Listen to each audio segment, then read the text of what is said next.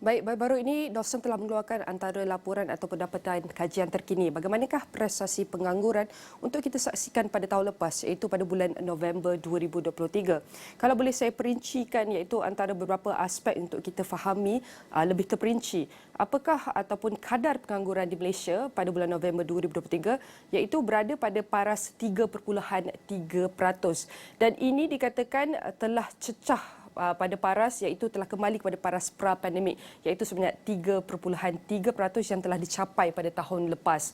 Dan untuk pengangguran, jumlahnya adalah sebanyak 569,000 yang telah dicantakkan pada bulan November, iaitu sedikit penurunan berbanding Oktober daripada 570,000. 570,000 kita dapat saksikan penurunan secara bulan ke bulan, iaitu sebanyak 0.3%. Dan 5.3%-nya adalah penurunan yang kita dapat saksikan daripada November 2022 sehinggalah November 2023, iaitu antara data terkini. Dan terbagi kepada dua, iaitu penganggur aktif dengan penganggur tidak aktif, di mana yang aktif telah mencatatkan sebanyak 79.9% dengan jumlah sebanyak 454,000 yang telah dicantatkan pada November. Manakala penganggur yang tidak aktif kita dapat saksikan iaitu peningkatan sebanyak 20.1% dengan mencatatkan daripada bulan Oktober sehingga November peningkatan sebanyak 114,000 adalah jumlah penganggur tidak aktif. Selain itu, selain untuk kita saksikan daripada jumlah penganggur dan kadarnya, kita mahu saksikan bagaimanakah kadar penyertaan tenaga buruh, iaitu ataupun dipanggil KPTB, yang telah mencatatkan sebanyak 70.1%. Dan kadar penyertaan ini kita dapat saksikan peningkatan daripada tahun ke tahun sebanyak 0.3 mata asas. Manakala bulan ke bulan ia kekal pada kadar penyertaan tenaga buruhnya.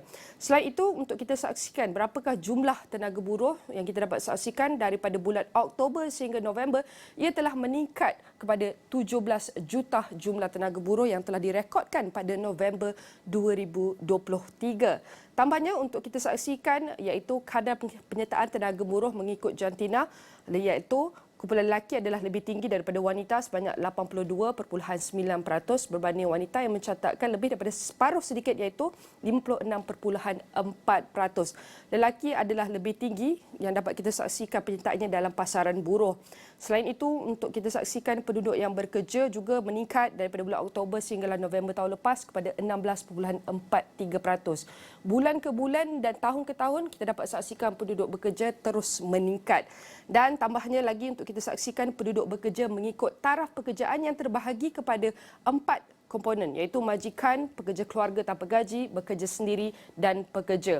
Dan pekerja adalah komponen yang tertinggi memenuhi, iaitu penduduk bekerja sebanyak 75.3%. Diikuti juga dengan yang kedua tertinggi adalah bekerja sendiri telah mencatatkan 18.2%.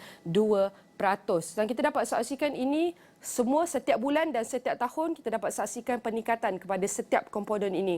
Dan antara yang data lain yang mahu kita saksikan adalah luar tenaga buruh yang telah mencatatkan, kita dapat saksikan sedikit penurunan, iaitu November telah mencatatkan sebanyak 7.24 juta. Dan antara faktor luar tenaga buruh adalah disebabkan kerja rumah ataupun tanggungjawab keluarga, mereka harus menjaga rumah dan keluarga mereka membuat keputusan. Ini adalah merupakan komposisi utama luar tenaga buruh yang merekodkan sebanyak 42.6% adalah kerja rumah atau tanggungjawab mereka kepada keluarga dan 41.1% mereka masih bersekolah. Dan ini adalah antara komponen ataupun kita dapat saksikan angka-angka di bawah luar tenaga buruh yang dapat direkodkan pada November 2023.